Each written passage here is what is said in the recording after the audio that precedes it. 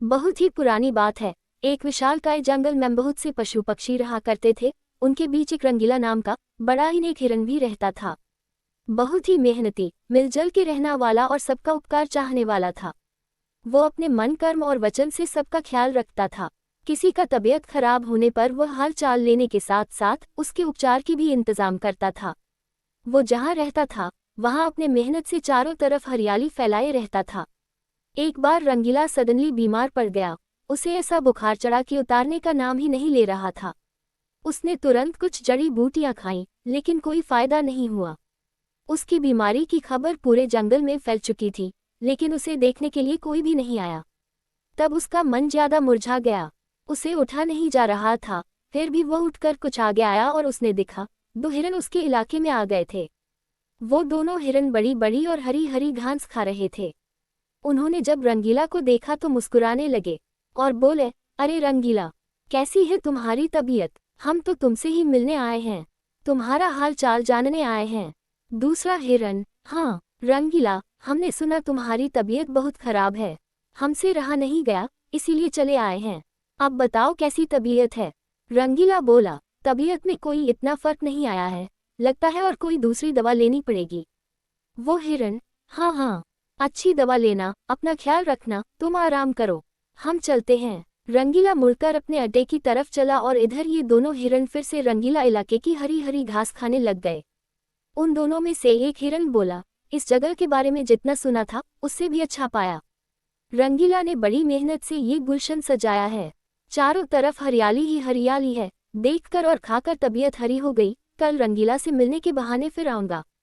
वहीं पर दूसरा हिरन बोलता है, मुझे रंगीला की तबीयत से क्या लेना देना, मुझे तो इस इलाके की हरी हरी घास खाना है, मैं भी तुम्हारे साथ कल आऊंगा। दोनों हिरना का जब पेट भर गया तब वह वहां से चले गए।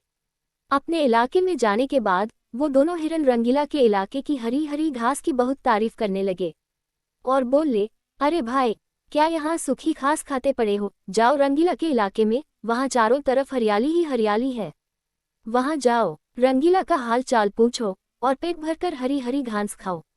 और दूसरा हिरन बोला, रंगीला बहुत अच्छा है, बड़ा नेक है, उसकी बीमार पड़ने पर भी हमें हरी हरी घास खाने के लिए मिल रही है, इससे अच्छी बात भला और क्या हो सकती है। बहुत सारी हीरोइन की टोली बन गई। फिर सब रंगीला का हाल चाल पूछने रंगीला के इलाके में पहुंच गए। पहले तो रंगीला को इस बात की बड़ी खुशी हुई कि मुझे सब मिलने आए हैं, लेकिन उसके बाद का नज़ारा देखकर उसका कर ही चकरा गया। सारे हिरन उसके इलाके के घास खाने में जुट गए थे और कुछ हिरन तो फल भी खा रहे थे। उन हिरनों के पास सर उठाकर इधर उधर देखने की भी फुर्सत नहीं थी। रंगीला बेचारा मन ही मन सोचने लगा कि यह लोग मेरे पास 2 घड़ी भी नहीं रुके और घास खाने के लिए जुट गए। अब अगर यही हाल रहा तो मेरे इलाके की सारी घास साफ हो जाएगी, मेरे खाने के लिए भी कुछ ज्यादा नहीं बचेगा। कुछ देर बाद रंगीला का एक दोस्त मोनू भालू आ गया। उसे आने में बहुत देर हो गई थी। वह आते ही उससे माफ़ी मांगता है, फिर कहता है, माफ़ करना मेरे दोस्त, मैं तुम्हारे लिए दवाइयाँ की तलाश में गया था और आने में थोड़ा लेट हो गया और मुझे बहुत दूर जाना पड़ा। दवाइयाँ तो मिल गई लेकिन आने में देर हो गई, ये तुम खा लो और जल्दी से ठीक हो जाओ। रंगीला ने दवाइयाँ खाए और उसे कुछ समय के बाद आराम मिलने लगा। उसका दोस्त मोनू उसके साथ ही रुक रहा। 2 दिन के बाद रंगीला की तबीयत बिल्कुल ठीक हो गई, लेकिन उसके खाने के लिए ना कोई फल बचा था और ना ही कोई घास बची थी।